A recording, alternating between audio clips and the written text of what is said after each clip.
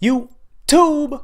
I gotta tell y'all, with the past couple of manga chapters of One Piece, and y'all have to forgive me because I know this is kind of random, but I've always had this thought about One Piece, why Oda chose to write how he did when it comes to antagonists in the series. And with these recent chapters that have been released, I couldn't help but think this would be a great time to introduce some unfamiliar antagonists to the series just to spice things up a little bit. But it's always had me thinking, you know, we've seen the past couple chapters, everything has been going on, a lot has been going on in the series in terms of the hints of the Reverie and the failing Warlord system and how bounties have increased. It's all going downhill. The Warlord system is a part of a bigger problem that the military is facing right now. So because of this, they're going to get rid of the current Warlord system. That's what it's leaning towards. Like,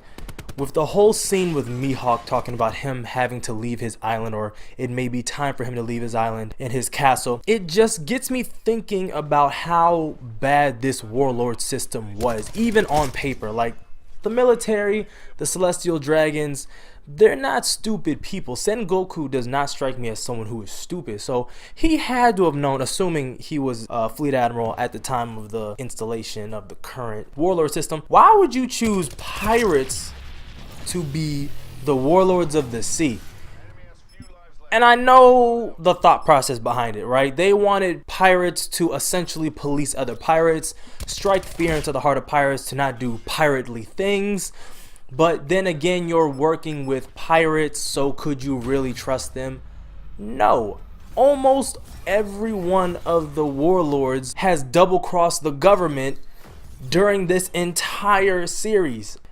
I understand that was Oda's, that was Oda's design. He wanted the warlords to be the primary antagonist that Luffy had to go through for almost the entire duration of One Piece thus far. You know, Gecko, Crocodile, Doflamingo, Jinbei defected, Kuma is like a mindless robot at this point. But I mean, nonetheless, it's like you chose the wrong direction to go for this. It just has me baffled. I'm like, look, Oda, if you're gonna dismantle the warlord system, dismantle the current warlord system, but come back and revamp it, restructure it, and do it a better way. There is a much better way to have warlords of the sea to police pirates, strike fear into the heart of pirates, for the government and the military to control them better than what you are controlling them now with. It's a topic I've touched on in one other video, but nonetheless, I have to touch on it again and go into greater detail because it just makes complete sense. With everything that's happened in the One Piece world and with such an emphasis on bounties, Oda has abandoned bounty hunters. Every time a bounty increases, I'm like, okay, well, cool. Well, Luffy's bounty just went up to 1.5 billion. Is there going to be a threat level now that Luffy has to come across? Like, is there a bounty hunter who hunts billion-berry bounties? Like, is there a billion-berry bounty hunter out there? And the answer is no. You have Pirate Hunter Zoro on your squad, but was there any bounty hunters that ran with him? I mean, I would have loved to see a Warlords of the Sea, but they're all bounty hunters. It would just make sense, and you could control them a lot easier because we all know what motivates bounty hunters. Money. They are motivated by money. You can't talk to a pirate because the reason they're a pirate is because they don't like rules. They don't like following directions, instructions. They don't like cooperating. They don't like being told what to do. But a bounty hunter, as long as your money's green, they will do whatever you say within reason. If you give them free reign of the ocean with little to no restrictions on what they can do and what they cannot do, then they're gonna produce. And at the same time, they're policing the sea and keeping all the other pirates in check. This can't really be a matter of power because in all actuality, the warlords of the sea kind of were underwhelming. I'm just being honest. The only ones who really were about that life were Kuma and Doflamingo, and of course Mihawk. But all the other ones, in my opinion, were personally soft. Like Crocodile, okay, at the beginning, yeah, he was definitely fucking shit up. But since the introduction of Haki, Crocodile is kind of underwhelming. I mean, that's just my personal opinion. But however you see it, I feel as though the incorporation of bounty hunters within the series would have been extraordinary for the plot. To have somebody constantly, or even periodically, catching up to Luffy and disrupting what it is that they're doing. You know what I mean? Like, that disruption factor. And it was something that they would have had to build up to, obviously. Like, if you have a bounty hunter and he only hunts pirates whose bounty is 500 million plus, well, on the Straw Hats, well, dang, actually, only one person on the Straw Hats currently has a bounty over 500 million. So, I mean, up until this point, he would only have been chasing Luffy and his crew would have just been in the way. Say you have a bounty hunter that hunts 300 plus million and up. Well, now they're chasing Sanji and Zoro and now Luffy as well. And it just throws a wrench in plans that they have. It adds something extra, a little bit of zest to the series, because everything could be going well. Like, this was probably never would have happened, but say the whole plan with Big Mom was going accordingly and the whole assassination plot was going off without a hitch. Nothing, everything was going according to plan. Here comes a bounty hunter, fucking shit up, getting in there, trying to capture everybody he can see in his line of sight and her line of sight, because, you know, there are female bounty hunters out there. This would have been very interesting to incorporate into the series. Maybe it's just me, but every time I hear about a bounty, I'm like, because even in this world, we have bounty hunters. There are bounties for people who skip out on bail. There are bounties put out for them. There are bounty hunters who are legally allowed to go and capture them. They had TV shows about it, and those TV shows were lit. So when I'm looking at these bounties, I'm like, wow, that's a very high bounty. It's just a shame there will never be anyone to actually try to claim that bounty. Wow, his bounty went up a whole billion. No one's ever going to try to claim that bounty. Oh my God. Blackbeard's bounty is 2.2 billion. Is there a bounty hunter out there who would even attempt that? And we have all lost all our hope for anything of that nature to even remotely happen. But nonetheless, I see this as an opportunity for Oda to incorporate bounty hunters into the new Warlord system. Because if Fujitora gets his way, he is not going to ever incorporate pirates into the Warlord system again. He doesn't like pirates in their entirety, but bounty hunters are something different. They're contracted through the government. They're not pirates, but they can offer just as much of a threat that a pirate would, and gives you a whole slew of new devil fruits to introduce if that's something that Oda really wanted to go with and lean towards.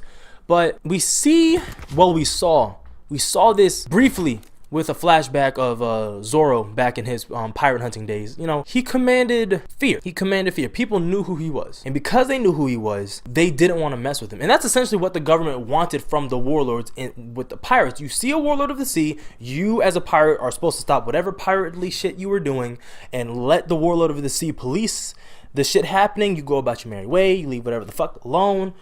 They don't do anything. That was the whole plan. But now, if you have bounty hunters, that's the same shit you wanted. It's just now it's safer. Again, I know why Oda did it. He did it to set up main antagonists for the entire series, and that's cool. I'm not even mad at him. Nonetheless, it's something to think about. It really is. Moving forward, it's something to think about. My whole thing is, you have bounties, but no bounty hunters. It's kind of like, why are you even having bounties? What is the government putting it out for if there's no one to claim it? Because at this point, whenever Luffy or anybody of the crew gets a new bounty, even Usopp, when he got a new bounty, they were excited. I don't know about you, but if my bounty went up, I don't think I would be excited, because that opens up the gateway for more powerful bounty hunters to try to get my bounty. You see what I'm saying? Like, that's the point of the bounty, for someone to claim it. So might as well introduce some antagonists that are bounty hunters. Might as well put some bounty hunters on the Warlords of the Sea, or have them have their own division. You see what I'm saying? It's just, you know, it's a hypothetical, but it's also kind of like maybe a discussion based as well, because, you know, something that could possibly be implemented. And I think there's no better time than in Wano, considering the fact that Wano is a lawless country. It's a lawless country, but it has structure to it. So if there was ever a place for bounty hunters to hang out, it should definitely be in Wano country. Should be. I say should be, but then again, Kaido runs Wano, so maybe not right now is the best time for a bounty hunter to be introduced. Unless it's a billion berry bounty hunter, in which case, should get in there and fuck shit up, because they're Luffy and Big Mom and Law are gonna need all the fucking help they can get when they go up against Kaido, the King of Beasts.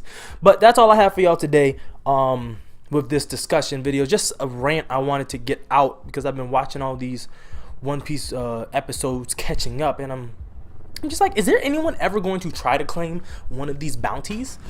But nonetheless, that's all I got for y'all today. If you liked the video, if you agree with anything that I had to say, subscribe, comment, share, and like down below.